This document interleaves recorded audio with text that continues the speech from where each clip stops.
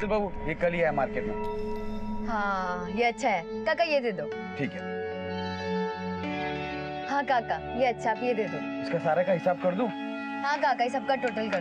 अरे शीतल बेटा इतना सामान की करिए क्या? अरे काका मैं सोच रही हूँ ब्यूटिशियन का काम शुरू कर दूँ, प्राइवेट ऑर्डर्स लूंगी। आजकल पार्टीज में फंक्शन में बहुत से औरतें घर पे बुलाती, अच्छे पैसे मिलेंगे। और वैसे भी मैंने गुल्लू से बात कर ली है उसकी दुकान में काम करने के लिए। शीतल! पापा पापा भाई, सूरज भाई। ट्यूशन का भूत तेरे दिमाग से उतरेगा नहीं। चुपचाप चल के 12वीं की पढ़ाई कर। मैं चाहता हूँ तू पढ़ लिख के कुछ बने, और तू ये सब सामान लेके वो गुल्लू की दुकान पे जाके नौकरी करना चाहती है। चल चल कर। पानी सर से ऊपर हो गया। साले इस गुल्लू को सबक सिखाना पड़ेगा। ए गुल्लू किधर है? ए गुल्लू, साले जिस हाथ से हुनर सिखाया ना वही हाथ से मसल भी सकता हूँ तेरे को। और तू कस्टमर को लुभाने के लिए जो रसगुल्ला रखा है ना वो मैं सब समझता हूँ। अरे सेठ जी तो आप भी लाओ ना अपनी दुकान में मिठाइयाँ। और क्या मेरा कॉलर पकड़ कर रखा है? हाथ हटाओ। अरे हटाओ हाथ। अभी मैं वो तुम्हारा 3000 महीने पे काम करने वाला गुल्लू नहीं हूँ। देख ये मेरी बेटी के आसपास भी दिखना नहीं तू। हाँ अरे मैं नहीं, वो मेरे आसपास दिखती है। अभी समझाने का ही है तो जाके उसको समझाओ ना। साले जुबान चलाता है। अरे परेश भाई, अरे जा। बचपन से मैं इसको सिखाया इसको काम, और आज भी मेरी बेटी को ये अपनी चवन्नी की दुकान में काम पे रखेगा ये साला कुत्ता। अरे जा परेश भाई, शांत हो जाओ। गुल्लू भाई शांत हो जाओ यार, बैठो बैठो। समझता क्या है अपने आप को? हाँ कल का आया हुआ मेरी बेटी से काम करवाएगा। मैं अपनी बेटियों को पढ़ाना चाहता हूँ, उनको डॉक्टर बनाना चाहता हूँ, और ये शीतल की समझ में क्यों नहीं आता?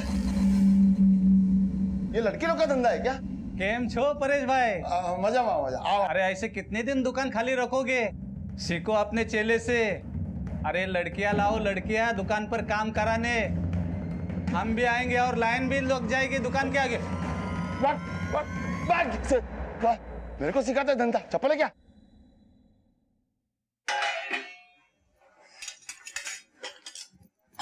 मम्मी શું છે? आप पापा से बात करो ना, मुझे साइंस वाइंस में कोई इंटरेस्ट नहीं है। मुझे डॉक्टर नहीं बनना है, मुझे ना टीचर बनना है। हेतल बेटा, हूँ तो चवन्नी छाप छू। इस मामले में ना तू अपनी मालती बुआ से बात कर, वो तुझे अच्छे से बताएगी। हाँ? पापा तो मुझे समझते नहीं है, अब आप भी समझना बंद कर दो। मुझे मालती बुआ से ही बात करनी है। हाँ धीरज भाई, नक्की मैं कल आता हूँ, नक्की। हाँ ठीक।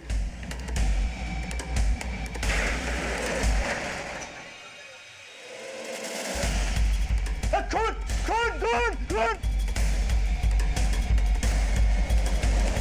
काम दिया, रहने की जगह दी, और ये बाल काटने का हुनर भी सिखाया। तो फिर उसने तुम्हारी दुकान क्यों छोड़ी? बिच्छू को कितनी बार भी डूबने से बचाओ, आखिर काटेगा तो अपने ही हाथ में। और इस गुल्लू ने भी मेरे साथ यही किया। कुछ साल पहले मुझे दिल का दौरा पड़ा था, जिसकी वजह से मैंने दुकान की सारी जिम्मेदारी उसको सौंप दी थी। तू यहाँ गुल्लू क्या है? कि आपका लाडला गुल्लू आपके बीमार होते यहाँ से पैसे चोरी करके नई दुकान खोल ली उसने। अरे दुकान खोली तो खोली, यहाँ के सारे कस्टमर भी लेके चला गया वो। गुल्लू ने धोखा दिया मुझे? हाँ। अरे 10 साल तक मेरे साथ था वो, मैंने पाला है उसको, वो मेरा पैसा चोरी करेगा? खून का रिश्ता खून का ही होता है। आपने मुझ पे भरोसा नहीं किया और उस गुल्लू के चक्कर में आके मुझे दुकान के बाहर फिकवा देते थे आप। आपकी आंखों के सामने आपके ही पैसे से उसने नई दुकान खोल ली। फिर तो तुम्हें बहुत नुकसान हुआ होगा। हाँ साहब, पूरा धंधा चौपट हो गया, मेरे सारे ग्राहक उसके पास चले गए। तो इसीलिए तुमने गुल्लू को मार दिया? ये क्या कह रहे हैं साहब? मैंने ऐसा कुछ नहीं। नई दुकान खोल ली उसने। अरे दुकान खोली तो खोली, यहाँ के सारे कस्टमर भी लेके चला गया वो। गुल्लू ने धोखा दिया मुझे? हाँ। अरे 10 साल तक मेरे साथ था वो, मैंने पाला है उसको, वो मेरा पैसा चोरी करेगा? खून का रिश्ता खून का ही होता है। आपने मुझ पे भरोसा नहीं किया और उस गुल्लू के चक्कर में आके मुझे दुकान के बाहर फिकवा देते थे आप। आपकी आंखों के सामने आपके ही पैसे से उसने नई दुकान खोल ली। फिर तो तुम्हें बहुत नुकसान हुआ होगा। हाँ साहब, पूरा धंधा चौपट हो गया, मेरे सारे ग्राहक उसके पास चले गए। तो इसीलिए तुमने गुल्लू को मार दिया? ये क्या कह रहे हैं साहब? मैंने ऐसा कुछ नहीं किया है। परेश ऐसा साबित करने की कोशिश कर रहा था जैसे गुल्लू को अपना बेटा मानता, लेकिन घड़ी में टाइम और धंधे में नियत बदलते वक्त नहीं लगता। इस चमन का कुछ पता चला? सर मैंने चमन की सारी इन्फॉर्मेशन निकाली, पता चला है वो शहर के बाहर है। मैंने एक टीम भेजी है उसे दबोचने के लिए। इस एरिया में इन 2 दुकानों के अलावा कोई और सलून नहीं है। गुल्लू के आने से पहले परेश की बनोपली थी इस एरिया में। लेकिन गुल्लू के आते ही ना सिर्फ ये मनोबली टूटी बल्कि उसके सारे ग्राहक भी गुल्लू के खाते में जा गिरे। सर गुल्लू की हत्या बहुत ही करीब से की गई और ऐसा काम सिर्फ 2 लोग कर सकते हैं, या तो पक्का दोस्त या फिर पक्का दुश्मन। सर उसका कोई पक्का दोस्त तो था नहीं, तो हो सकता है ये काम पक्के दुश्मन ने किया हो सकता है सोलंकी, और दुकान के हालात को देखकर ऐसा नहीं लगता कि वहां चोरी या लूटपाट की घटना को अंजाम दिया गया है, और वार ठीक सामने से किया गया है और उस तरह इस सफाई से चलाया गया है, लगता है कि यह काम किसी जानने वाले ने किया। हो सकता है हत्यारा इसी काम को करने वाला, और परेश को छोड़कर इस एरिया में कोई और इस काम को नहीं करता था। सोलंकी एक काम करो, गुल्लू और उसकी दुकान से जुड़े हर शख्स की कुंडली खोद निकालो। Right sir. गुल्लू का पत्ता तो साफ हो गया, अब परेश भी रास्ते से हट जाए ना तो इस पूरे इलाके का धंधा हमारे कब्जे में होगा। સહી કહી રહ્યો માં, જેવી તમારી ઈચ્છા એવું જ થશે। वैसे भी काका शीतल और हेतल के एडमिशन के पीछे पड़े हुआ है। आज मौको छे करण, इस बार तो ऐसा इंतजाम करना कि सांप भी मर जाए और लाठी भी ना टूटे।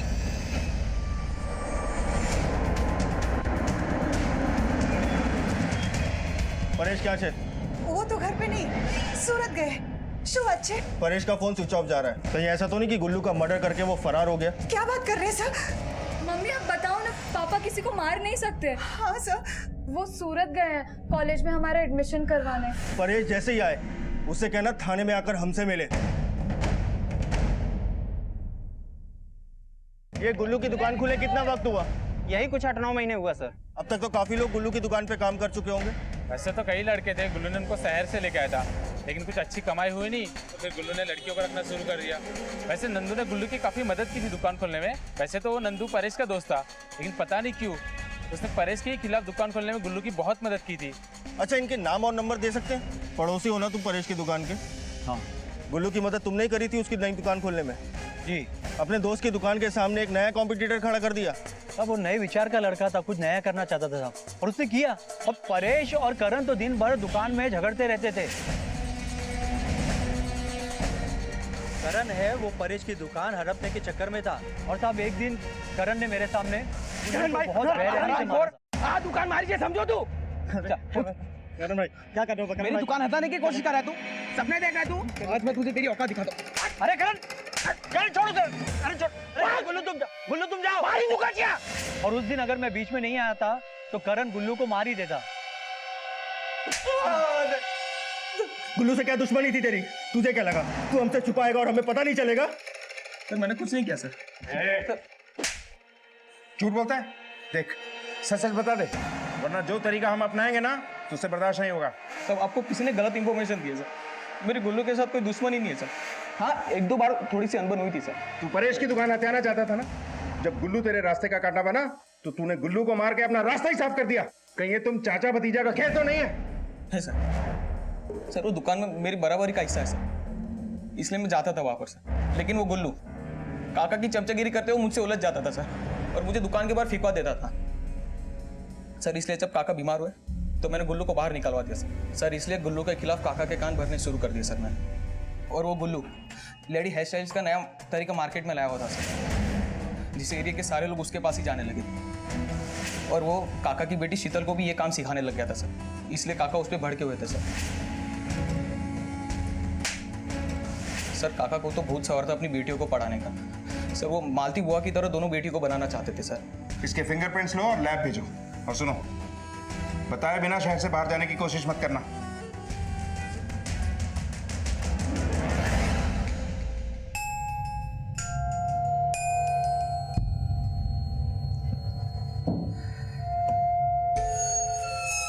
नवीन, तुम कोई काम क्यों नहीं ढूंढते? ऐसा कब तक चलता रहेगा? दिन ब दिन तुम शराब के नशे में डूबते जा रहे हो। जो हुआ है उसे भूल जाओ, नए से शुरुआत करो। तुम्हें काम कहीं ना कहीं मिल ही जाएगा। अगर तुम काम पे जाओगे तभी तो मैं घर का और राधा का ध्यान रख सकती हूँ ना। तुम ये कहना चाह रही हो कि दारू पी के मैं टाइम पास करता हूँ, बहरी की कमानी खाता हूँ? ये जो तुम नौकरी कर रही हो ना, वो मेरे ये घर के लिए नहीं कर रही हो, अपने भाई के शौक के लिए कर रही हो। आजकल तुम्हारे भाई को बड़ा शौक चढ़ा है ना, वो क्या है, वो नारी सशक्तिकरण का मोर्चा निकाल के रखा है इस साले ने। और हमारा क्या है, हम तो निकम्मे हैं, आवारा है, नालायक है, शराबी हैं। देखिए मेरे बोलने का ये मतलब नहीं है। तुम बाहर जाओगे काम के लिए तभी तो तुम्हें काम मिलेगा ना। रोज का शराब पीते रहोगे घर में तो काम कहाँ से मिलेगा? मुझे सिखा रही है शराबी बेवड़ा बोलती है मुझे। बहुत कमाने का भूत सवार हो गया है ना, बहुत कमाने लगी है ना तू। साली अपनी औकात मत बोल। दिमाग खराब करके रख दिया।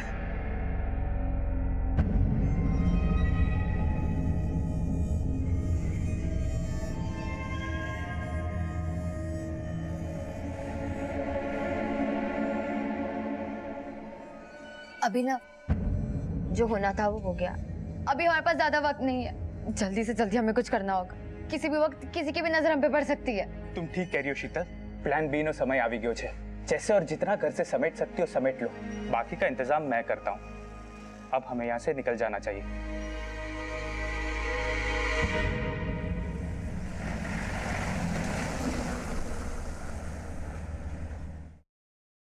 धीरज जी मारो काम થઈ જશે ना। अरे परेश भाई, आपके अकाउंट में 1 लाख रुपए है, लेकिन एक दिन में निकालना थोड़ा मुश्किल है। कम से कम 2 दिन का वक्त तो चला ही जाएगा। वांदो नहीं, तब तक मैं यहीं पास में कहीं रुक जाता हूँ। अच्छा, वो हर बार की तरह जनता लॉज? हाँ वही। अब वापिस जाओ फिर वापस आओ, इधर ही कहीं रुक जाता हूँ। काम पूरा होने के बाद ही जाऊंगा। कॉलेज में बेटी का दाखिला भी तो करवाना है। अच्छा परेश भाई, आपका रिसिप्ट तो रह गया साइन करवाने के लिए। ये लीजिए परेश भाई। हालो धीरज भाई। अच्छा ठीक है परेश भाई, आप टेंशन मत लो, काम हो जाएगा।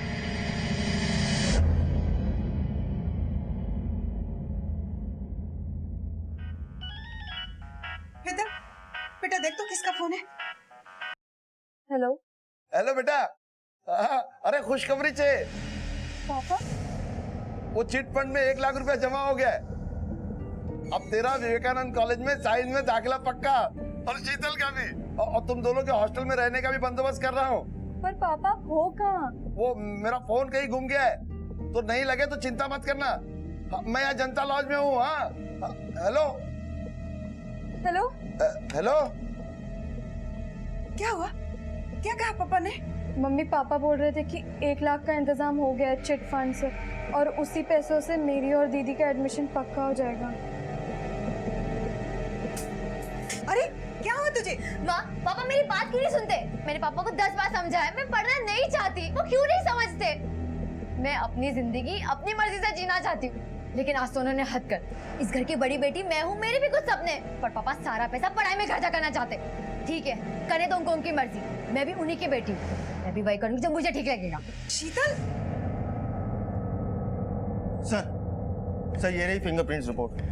सर हमने सभी के फिंगरप्रिंट सस्पेक्ट के फिंगरप्रिंट से मैच किए, लेकिन किसी के भी फिंगरप्रिंट आपस में एक दूसरे से मैच नहीं हुए।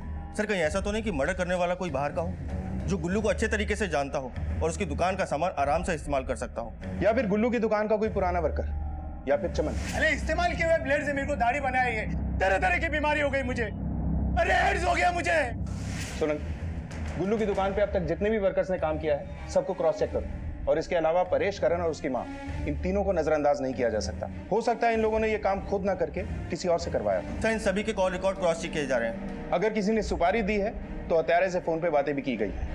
परेश, करण और उसकी माँ तीनों की कुंडली निकालो। इस केस में किसी को भी क्लीन चिट नहीं दी जा सकती। सर परेश का फोन अभी भी स्विच ऑफ जा रहा है, कहीं ऐसा तो नहीं कि मर्डर उसी ने किया हो और पकड़े जाने के डर से फोन स्विच ऑफ करके कहीं छुप गया हो। पॉसिबल है। सोलंकी, सूरत पुलिस से कोऑर्डिनेट करो, हो सकता है परेश सूरत में ही कहीं छुपा हुआ हो। और हाँ, गुल्लू की दुकान के जो वर्कर्स लापता हैं, उन चारों की खोज तेज करते हैं। चुन्नी भाई, हमें एक જ सपनों छे कि मैं अपनी आंखों से हेतल को डॉक्टर बनते देख लूं। अरे बहुत कुछ किया है मैंने उनके लिए। अगर ऐसा हुआ परेश भाई ना, तो मैं आपसे 1 किलो लड्डू लूंगा। अरे बिल्कुल बिल्कुल। चुन्नी भाई, यहीं के विवेकानंद कॉलेज में मैं उसके दाखिले की भी कोशिश कर रहा हूँ, और साथ ही साथ मैं चाहता हूँ कि शीतल का 12वीं भी क्लियर हो जाए, और सब कुछ अच्छे से हो गया तो यहीं हॉस्टल में आपके पास रख दूंगा, फिर उनका ख्याल रखने की जिम्मेदारी आपकी। अरे मोटा भाई, आप टेंशन क्यों लेते हैं, मैं हूं ना।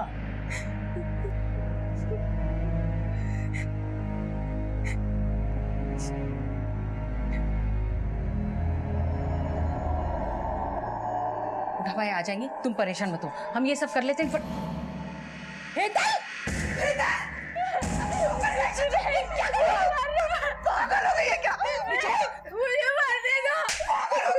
तुम तेरे पप्पा शहर में नहीं है, ऊपर से शीतल का कोई अता पता नहीं है, ऊपर से तुम्हारे ये पागलपन, समझाओ ना इसे। शांत हो जाओ भाभी। देखो शीतल मिल जाएगी। ये तो क्या करने जा रही थी? हाँ? तूने ऐसा सोचा भी कैसे? मैं क्या करूं हेतल बुआ, मुझे नहीं बनना है डॉक्टर। तुझे मुझ पर भरोसा है ना? हाँ? मैं मोटा भाई को समझाऊंगी, वो मेरी बात जरूर मानेंगे। शीतल कहाँ चली गई? अब सब ठीक हो जाएगा। इतने पैसे में तुम आराम से अपनी नई जिंदगी शुरू कर सकते हो। पर अब हमें यहाँ से जल्द निकलना होगा। हाँ, एक बार अहमदाबाद पहुंच जाए।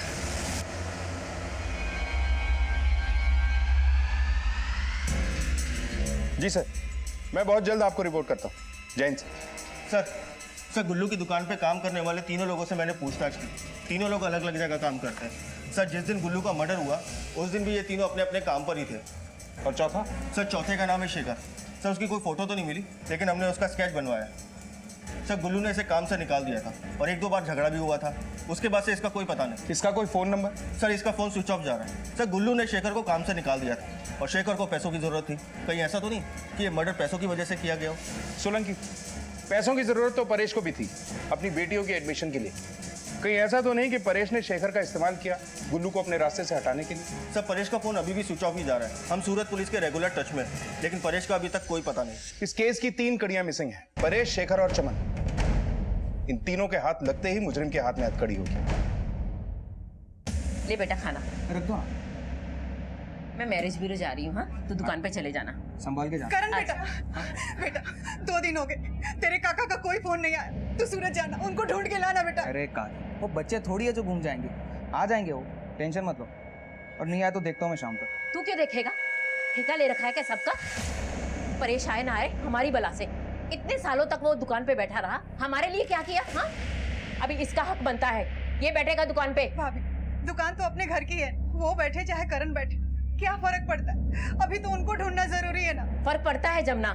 एक बात सांभड़ी ले, तुम लोगों का हमारे दिन बढ़ती जा रही थी। इसी बीच वापी पुलिस ने सूरत पुलिस से मुलाकात की और उनसे परेश की मौत का केस अपने अंडर ले लिया। एक एक पहलू को समझा, एक एक पेचीदगी को बारीकी से जांचा।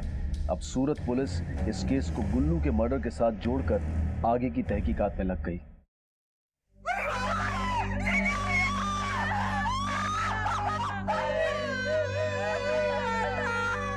बाबा आगे खोलो ना, बाबा आप जो बोलोगे मैं वो करूंगी। बाबा आगे खोलो ना, मैं डॉक्टर बनूंगी। Baba please.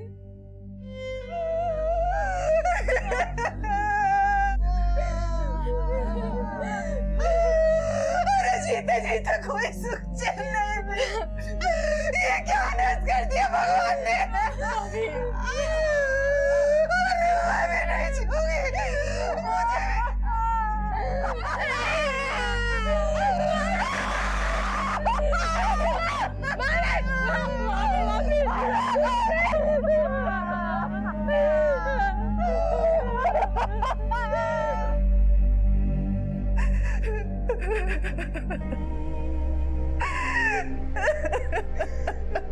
देखिए, परेश की लाश के पास सूरत पुलिस को ये टैबलेट्स मिली। क्या आप लोग इसे पहचानते हैं? मम्मी ये टैबलेट तो पापा की थी ना? ये टैबलेट पापा हमेशा अपने साथ रखते थे। क्या इन दिनों वो किसी तनाव में थे? नहीं सर, वो बहुत खुश थे। जब उनको पहली बार हार्ट अटैक आया था तब भी वो मौत से लड़के बच गए, सिर्फ हमारे लिए। देखिए, संभालिए अपने आप को। हम इस केस की जड़ तक जाकर हकीकत को सामने लाके रखेंगे। शीतल कहाँ है? परेश की सूरत जाने के बाद से उसका कोई अता पता नहीं है सर। ये बात आपने हमें पहले क्यों नहीं बताई? क्या आप हमें शीतल के दोस्तों का नाम, पता और फोन नंबर दे सकती हैं? जी सर। बाहर जाके इनसे नाम और नंबर ले लो। सोलंकी, परेश के सभी रिश्तेदारों से भी मिलना होगा। सर परेश की पोस्टमार्टम रिपोर्ट। सर इस रिपोर्ट के हिसाब से परेश की मौत हार्ट अटैक की वजह से हुई थी। सर सूरत पुलिस को परेश की लाश के पास एक दवा मिली थी, इसका नाम है सॉर्बिट्रेट, जो अक्सर हार्ट पेशेंट्स को दी जाती है। सोलंकी, इस पेपर पे नेचुरल दिखने वाली डेथ असल में अननेचुरल। 1 मिनट के लिए सोचो कि एक हार्ट पेशेंट शहर से इतनी दूर बाहर सुनसान इलाके में क्या करने गया, और क्या वो वहां अकेला गया था या किसी के साथ गया था? वो जरूर किसी गाड़ी में वहां गया होगा और किसी ना किसी ने उसे वहां छोड़ा होगा। और ये दवा परेश की लाइफलाइन थी। सर ऐसा भी तो हो सकता है कि परेश को जब ये हार्ट अटैक की तकलीफ हुई हो तब किसी ने उसकी दवा उससे दूर कर दी हो, ताकि बिना कुछ करे, बिना हाथ लगाए उसे मारा जा सके। इस दवा और परेश के बीच का फासला और एक हार्ट पेशेंट का इस तरह सुनसान इलाके में मरा हुआ पाया जाना एक सोची समझी साजिश की तरफ इशारा करता है। Excuse me sir. Hello, okay sir, Chaman मिल गया, उठा के लाओ उसे। Okay sir. मैंने क्या किया है साहब? क्या किया है? तूने गुल्लू को जान से मारा है। मैं गुल्लू को क्यों मारूंगा साहब? मैं खुद मौत से लड़ रहा हूँ। मौत से लड़ रहा हूँ? क्या मतलब? मुझे एड्स है साहब। एड्स से? तुझे कैसे पता? तूने टेस्ट करवाया? टेस्ट करा के क्या फायदा साहब? जब से मैं वो गुल्लू की दुकान में शेविंग किया है मेरे को छोटी मोटी बीमारी हो जाती है, दवा का भी असर नहीं होता है, और ऐसा सब तो एड्स में होता है ना साहब। इसके फिंगरप्रिंट्स लो। Okay sir. और मेडिकल टेस्ट के लिए भी भेजो। सर। हाँ बोल। ठीक है सर, परेश वाला सैलून करण के नाम पर हो गया। भाई आवाज ले तो आवाज। मम्मी सपनों बहुत खाई गए। हाँ बेटा, आज मैं बहुत खुश हूँ। बहुत जल्दी तू दुकान का मालिक बन गया। सुना परेश की मौत की खबर सुनने से पहले ही तूने अपने नाम के बोर्ड का ऑर्डर दे दिया था। सर मैंने इस दिन का सालों से इंतजार किया सर। काका मुझे दुकान के अंदर घुसने भी नहीं देते थे, खुद तो जमकर माल छापते थे और हमको भीख में सिर्फ 2 रोटी देते थे, सिर्फ 2 रोटी। और इसीलिए तूने पहले गुल्लू को मारकर मार्केट में मोनोपोली हासिल की, उसके बाद खुद राजा बनने के लिए अपने चाचा को ही रास्ते से हटा दिया। मैं मानता हूँ कि काका मुझसे नफरत करते थे, और सर मैंने सिर्फ दुकान के बोर्ड का इंतजाम किया था।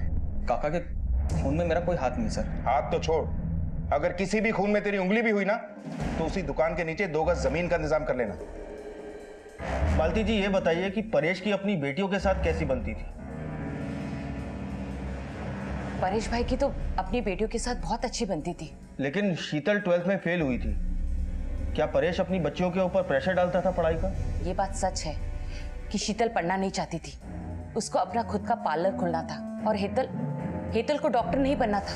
हाँ हेतल, पापा को आप समझाओ ना, मुझे डॉक्टर नहीं बनना है, मुझे टीचर बनना है। अच्छा ये बताइए कि परेश की किसी के साथ कोई दुश्मनी थी या फिर कोई नोक-झोंक? परेश भाई की किसी के साथ क्या दुश्मनी हो सकती है? पर हाँ, बरखा भाभी और करण हमेशा परेश भाई के साथ उलझते रहते थे। परेश एकदम धोखेबाज और बेईमान इंसान था। उसने दुकान से कमा के लाखों रुपए चिट फंड में जमा कर रखे थे, हमें तो पैसे देता नहीं था। मैं मैरिज ब्यूरो का काम करती हूँ, इसलिए मैंने मेरी बेटी अनीता की शादी की है, खर्चे भी मैं वहीं से चलाती हूँ। और शीतल के बारे में क्या कहेंगे आप? शीतल का क्या बताऊँ साहब, वो तो अपने आशिक के साथ भाग गई है। और हेतल ने तो एक बार खुदकुशी करने की भी कोशिश की थी। परेश को तो दोनों बेटियां पसंद नहीं करती थी, और शीतल तो उसे बिल्कुल पसंद नहीं करती थी। सर मोहल्ले वालों से पता चला है कि बाप और बेटियों के बीच में पढ़ाई को लेकर काफी तनाव था। बाप कुछ और चाहता था, बच्चियां कुछ और। सोलंकी, इस घर में कई राज दफन है। गुल्लू की मौत पर हमें परेश पे शक था, लेकिन परेश की मौत ने इस गुत्थी को और भी उलझा दिया। सर ऐसा भी तो हो सकता है कि परेश ने पहले गुल्लू को मरवाया हो, उसकी दुकान का सामान लुटवाया हो, और उसके बाद एडमिशन का बहाना करके फरार हो गया, और उसके बाद जिससे उसने ये काम करवाया उसी से झगड़ा हो गया, जिसकी वजह से उसे हार्ट अटैक आ गया। सोलंकी, क्या इन दोनों केसेस में कोई कनेक्शन है या ये महज एक इत्तेफाक है? हमें इन केसेस के हर पहलू को बहुत ध्यान से देखना होगा। परेश के घर से निकलने से लेकर उसके मौत तक की एक एक डिटेल निकलवाओ। वो कहाँ गया, किससे मिला, और इसके साथ साथ भाभी के उस चिट फंड ऑफिसर से भी मिलते हैं जिससे परेश 1 लाख रुपए लेने वाला था। गुल्लू के केस में शेखर की तलाश को और तेज कर दो, उसके सभी घर वालों के कॉल रिकॉर्ड निकलवाओ।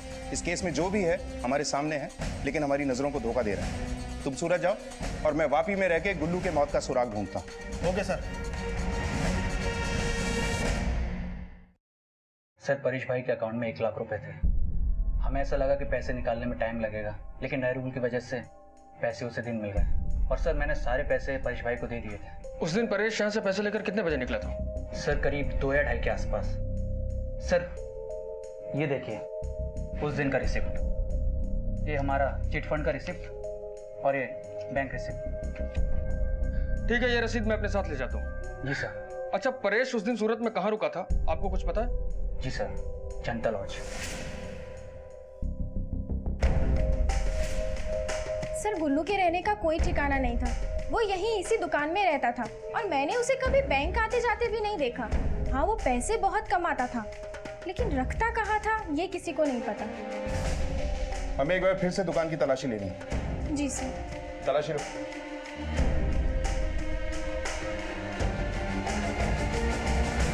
सर ये कुछ पैसे मिले।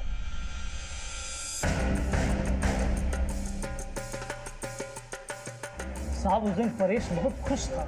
उसने मुझे बताया था कि अपनी दोनों बेटियों को सूरत लाने वाला था। एडमिशन के बाद छोटी बेटी डॉक्टर बनने वाली थी। उस दिन शाम को ही हमारी बात हुई थी और मैंने उसकी दोनों बच्चियों का ख्याल रखने का वादा भी किया था। उस दिन परेश ने कुछ पैसों का जिक्र किया था। हाँ साहब, उसने बताया था कि उसे एक चिट फंड कंपनी से 1 लाख रुपए मिलने वाले थे।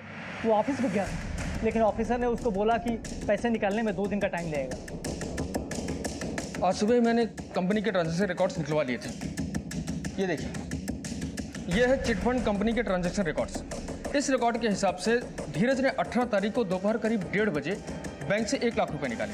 सर करीब 2 या 2:30 के आसपास। और धीरज ने हमें जो रिसिप्ट दिखाई है इसमें एंट्री 2 बजे की, यानी 2 बजे परेश ने धीरज से पैसे लिए, जिसके बाद उसकी हत्या हुई। लेकिन चुन्नीलाल के हिसाब से परेश ने कहा था कि पैसे मिलने में 2 दिन का वक्त जाएगा। ऑफिसर ने उसको बोला था कि पैसे निकलने में 2 दिन का टाइम लगेगा। इसका मतलब इन दोनों में से कोई एक है जो हमसे झूठ बोल रहा है। अगर पैसे चुन्नीलाल ने चुराए होते और वो झूठ बोल रहा होता तो परेश को अटैक लॉज में ही आ गया होता, क्योंकि उसे पैसों के बारे में पता चल चुका होता और धोखाधड़ी की वजह से उसे शौक लगा होता। लेकिन इतनी दूर वो गया क्यों? क्या कॉलेज में एडमिशन कराने गया था? और अगर धीरज ने धोखा दिया और उसने झूठ बोला तो परेश को पैसे मिले ही नहीं होंगे। लेकिन एक बात तो तय है, कोई ना कोई तो है जो उसे वहाँ लेके गया था।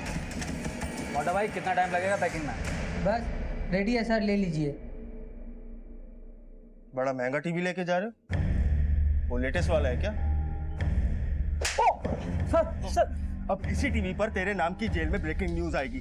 सच बोलेगा? पहले परेश के नाम की रिसिप्ट पर परेश के साइन लिए, फिर पैसे निकाले, लेकिन वो पैसे परेश को नहीं दिए। सर, आप क्या बोल रहे हैं सर? सर, देख, मैं टाइम पास के मूड में नहीं हूँ। अगर मेरा माथा ठनक गया ना तो तू सच बोलेगा, तब भी तुझे तोड़ता रहूंगा। बोल। सर, परेश भाई के मैंने साइन तो लिए थे, लेकिन उन्हें पैसे नहीं दिए। फिर बाद में मुझे पता चला कि वो मर गए, तो मैंने सारे पैसे हड़प लिए। सर, मैंने कुछ नहीं किया। सर, मुझे सर प्लीज सर। इसके कन्फेशन से एक बात तो क्लियर है कि हमारी पहली थ्योरी सही थी। परेश को पैसों के लिए नहीं मारा गया, लेकिन जिसने भी मारा है वो करीबी। लेकिन वो कौन हो सकता है?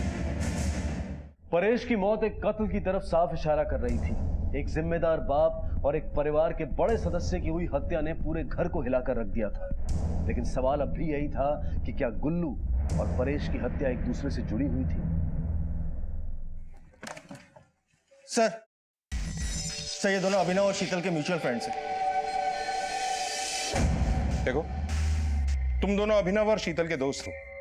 यहाँ दोस्ती निभाने की कोशिश मत करना। जो भी जानते हो सब बताओ हमें। सर, दोनों 18 तारीख को सूरत गए थे और कह रहे थे वहाँ से अहमदाबाद की बस पकड़ेंगे।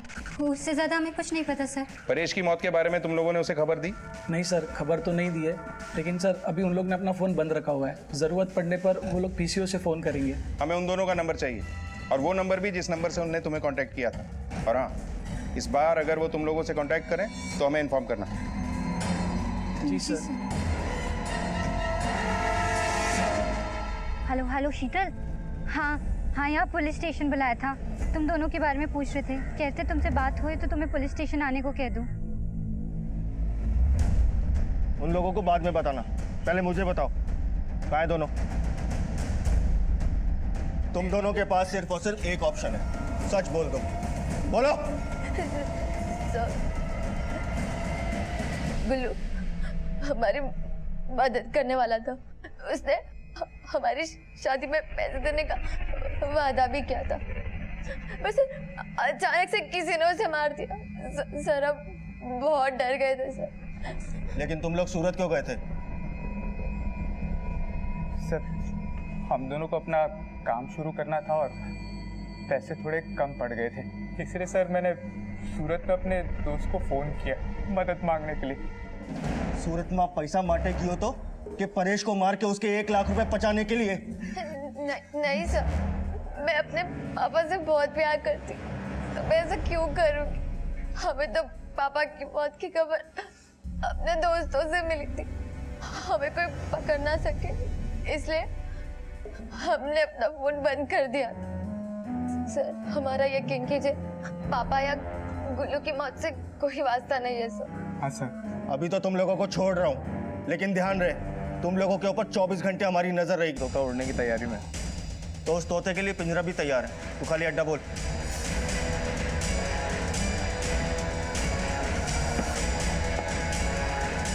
क्या भाग रहा था?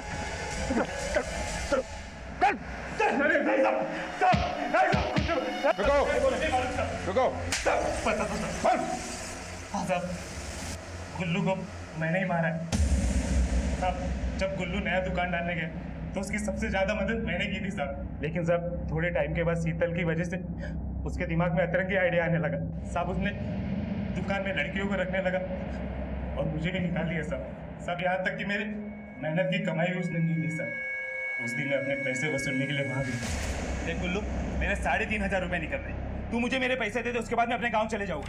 ये धंधा जम रहा है शेखर, बस कुछ दिन रुक, मैं पक्का दे देता हूँ। कितने दिन से तू ऐसा बोल रहा है, अब दूंगा। तुझे क्या लगता है तू पैसे कहाँ रखा है मुझे नहीं मालूम। रुक दिखाता हूँ तुझे तेरे पैसे। ए शेखर वो पैसे चुपचाप रख देते, अरे किसी और काम के लिए यार।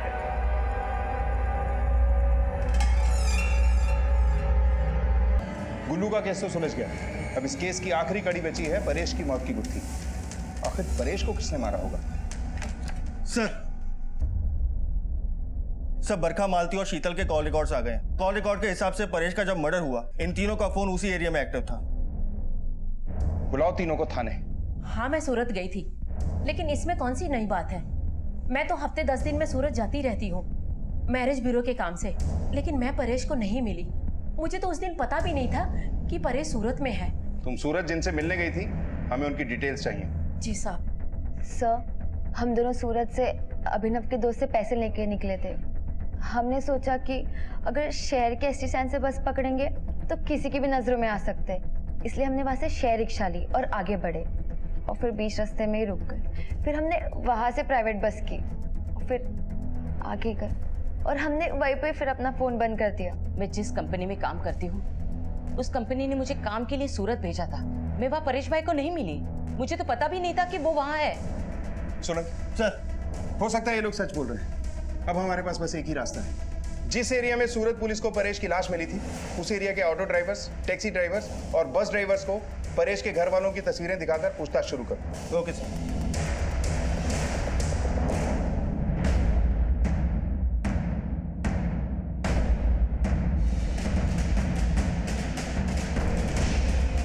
क्यों मारा परेश को? शीतल भाग गई और हेतल ने आत्महत्या करने की कोशिश की। मैं बहुत डर गई थी कहीं परेश की जिद की वजह से इन दोनों की जिंदगी बर्बाद ना हो जाए, इसलिए मैंने परेश को फोन किया और वो कॉलेज की इंक्वायरी करके वापस आ रहा ही था कि मैंने उसे कहा कि रास्ते में ही उतर जाए और मैं भी वहीं पहुंच गई। मोटा भाई, अरे मालती कितना टाइम लगा दी तुम? मालूम है अपनी हेतल फास्ट आई है, फास्ट। और इधर है ना ये सूरत के विवेकानंद कॉलेज में मैं उसका दाखिला भी करवा रहा हूँ, पैसे का भी इंतजाम हो गया है। और सुन वो शीतल है ना, मैं 12वीं में उसका एडमिशन वापस करवा रहा हूँ। देखो हेतल को डॉक्टर नहीं बनना है, वो टीचर बनना चाहती है और शीतल उसको अपना पार्लर खोलना है। दोनों को अपना अपना रास्ता चुनने दो, वो दोनों जो भी करेंगे सही करेंगे, मैं सच कह रही हूँ। अरे बच्चों को क्या मालूम है, उन्होंने दुनिया देखी है क्या? दुनिया तो हमने देखी है ना। देख आज तू जो भी है अपनी पढ़ाई के बलबूते पे है ना। तेरी पढ़ाई ने तुझे काम दिया, पैसा दिया, इतना अच्छा पति दिया, और क्या चाहिए? मैं अपनी दोनों बच्चियों को अपने जैसा नहीं तेरे जैसा बनाना चाहता हूँ, तेरे जैसी जिंदगी देना चाहता हूँ। मेरी जैसी जिंदगी? मेरी जिंदगी भी कोई जिंदगी है? हर किसी को दूसरों की जिंदगी बहुत अच्छी लगती है। तुम तो मेरे भाई हो ना, मुझे पढ़ाने के जुनून में तुम इतना खो गए थे कि मेरे असल जिंदगी में क्या हो रहा है ये तुमने कभी देखा ही नहीं। वो मेरा पति निकम्मा है, दिन रात वो शराब पीता है और मुझे मारता पीटता है। हमारी जिद की वजह से मैं पढ़ी लिखी, लेकिन मुझे क्या मिला पढ़ लिख कर? हाँ? अगर एक बार भी उस नवीन के बारे में पूछताछ की होती ना तो आज मेरी जिंदगी बर्बाद नहीं होती। मेरी जिंदगी सिर्फ तुम्हारी वजह से बर्बाद हुई है, सिर्फ तुम्हारी वजह से। इसी नाटक की वजह से मैं हमेशा चुप रही, ये सोचकर कि तुम्हारा दिल कमजोर है, तुम ये सब नहीं सह पाओगे। मैं पूरी जिंदगी जहर की जिंदगी जीती रही। मैंने कभी नहीं बताया कि मैं कितनी दुखी हूँ। मेरी जिंदगी तो बर्बाद हो गई। को मार दिया, वो गलत नहीं थे सर, वो सही थे। परेश भाई ने अपने मन में मेरे लिए बहुत सपने सजाए रखे थे, मैंने वो सब तोड़ दिए। हेतल और शीतल को मैं उस रास्ते पे जाते हुए नहीं देख सकती थी। जिंदगी भर का दबा हुआ दर्द ज्वालामुखी बन के फट गया, और ये बात परेश भाई नहीं सह पाए।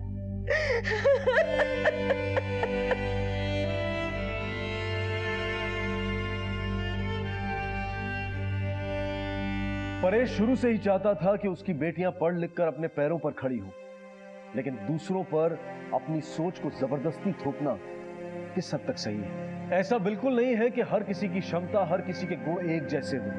ये बेहद जरूरी है कि हम सामने वाले को ये अधिकार दें कि वो अपनी मंजिल का चुनाव अपनी मर्जी से करे, क्योंकि जिस सफर में हमारा मन न लगे उसकी मंजिल हमेशा दूर ही लगती है। अब मैं अनूप सोनी आपसे विदा लेता हूं, फिर मुलाकात होगी अगले एपिसोड में एक और चौंका देने वाले केस के साथ। तब तक अपना और अपने परिवार का ख्याल रखें और देखते रहें क्राइम पेट्रोल डायल 100।